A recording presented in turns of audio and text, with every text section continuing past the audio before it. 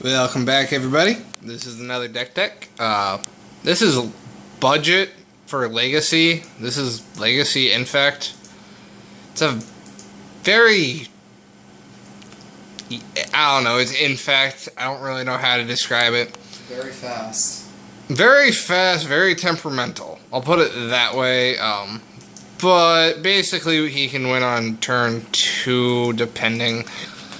So, 1-drops... for Glistener Elves, it's a 1-drop, 1/1 Infect. Yeah.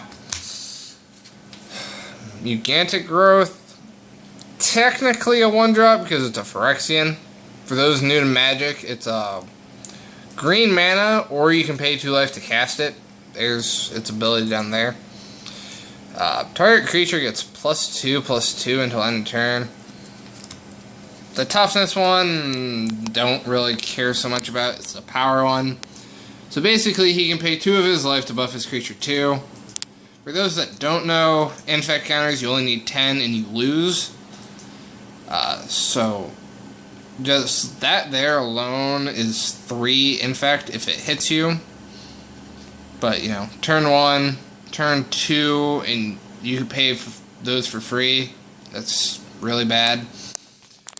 You got a playset of Giant Growth, 1-drop, 3/3, or 1-drop, give target creature +3/+3.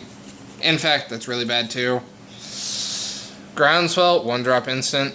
On landfall, which is the part that normally comes out. Here, we'll put it down there. So it's either target creature gets +2/+2, or if the landfall happens, meaning a land has to hit your field that turn, it gets +4/+4. That's bad. Rancor, 1-drop enchantment, target creature gets +2/+0 and trample. Infect and trample, not something I like to play against. Its other ability, meh, I can deal with it. So those are his 1-drops. His 2-drops, he has 4 Blighted Ancients. This card I really don't like because, well, it's a 2-drop 1/1 Infect that's unblockable. Unblockable Infect is really stupid. A playset of Plague Stingers. It's a black and 1, meaning the deck is, well, there's the creature base for the deck. It's bug or blue, black, and green. Why it's called bug is because blue is represented as you in Magic. It has a new name now, but I don't remember. Nobody cares about the new name because of cons. So, Plague Stinger is a 2-drop, 1/1 flying Infect. Looks kind of familiar to unblockable in that case, don't it? Oh, I forgot. These are creatures too, technically. Ichorclumber, mainly use this to block and just whittle down your big stuff, because, well, he can. It's a 2-drop, 1/1 Infect. Whenever it becomes blocked, it gets +2/+2. So you can either take 1 Infect counter, or then he can spike that up, or you can block and your creature loses 3 attack and 3 toughness.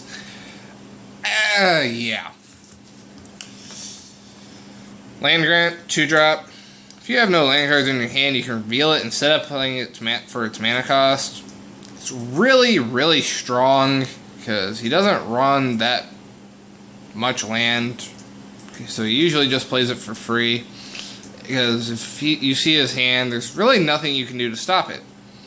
You get a forest, and it goes to your hand. Now, forest also includes duels and shocks. So, yeah, that's a card to just accelerate his mana to cast more of those things. 3 mana leaks, because he has to control the early game, so that's his way of doing it.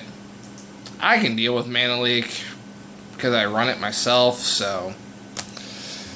His only 3-drop in the deck is known as Invigorate. There's a playset. If you have a forest, you can have an opponent gain 3 life instead of paying for its mana cost. His opponent's life total means nothing due to he kills you with Infect. And target creature gets +4/+4 until end of turn.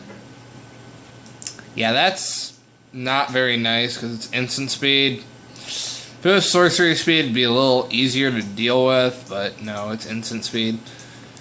Now, this is a legacy budget. It's still a very strong deck. It's by far his best deck. He doesn't dump money into Magic like I do. I do so I can have more fun, if you want to call it that. I just like building strong decks. I don't like to lose, so. That's his non-land base. Let's move on to the lands. Alright, so this is the land base. We'll start with basics, because why not? 1 swamp, 2 islands, and 3 forests. Green is by far the main color of the deck. I don't know why. He likes selling loot over the unhinged. Plus, they're a little bit cheaper. I like the unhinged lands because they're legitimate full art. They're corner-to-corner art. They're just badass. Moving on to his 2 proxied lands. They're called Pentelhaven. They're really hard to find just because they're so old. It's a legendary land that gives a 1/1 creature +1/+1. And in fact, that's really stupid because all you have to do is tap that land. He gets buffed. Not very fun. For 1 green and doesn't come in. It comes in normally. Yeah. So that's. I believe it. It's legendary. I'm not gonna look it up because, well, he hasn't ordered them yet, and he's had them proxied for a while, so nobody cares. So 4 breeding pools because, again, green's his main color. He has a fair amount of blue now. 2 hinterland harbors. 1's proxied because our card shop didn't have a second one when he bought it. So that's his green-blue sources. Basically the same thing for the Golgari colors, which are black and green. 4 overgrown, which are the shacks. 2 woodland cemeteries, which are the checklands. So that's his land base.